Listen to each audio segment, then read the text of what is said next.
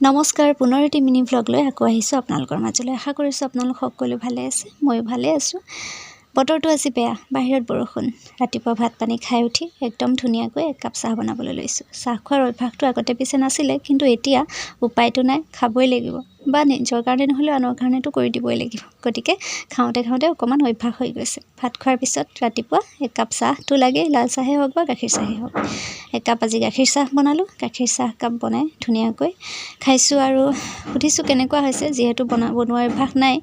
কৈছে ধুনীয়া হৈছে। আকৌ দুপৰীয়াৰ কাৰণে এয়া কলডিল ভাজিম বুলি ভাবিছোঁ আজি। কলডিল, পদিনাৰ চাটনি, আৰু পদিনাৰ চাটনি বুলি ক'লে সকলোৱে জিভা পানী পৰি যায় নহয়নে?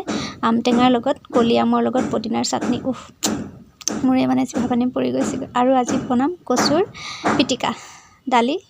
গতিকে ৰেচিপিটো আগবঢ়াম ফেচবুকত, চাবলৈ নাপাহৰিব। মৃদুমণি কাকতি পেজত গৈ চাব আৰু পেজটো লাইক কৰি দিব, এটা ফ'ল' কৰি দিব। ভিডিঅ'টো কেনে পাইছে চাই জনাবলৈ নাপাহৰিব কমেণ্টত। আশা কৰিছোঁ ভাল পালে লাইক শ্বেয়াৰ কমেণ্ট কৰিব বুলি। ধন্যবাদ।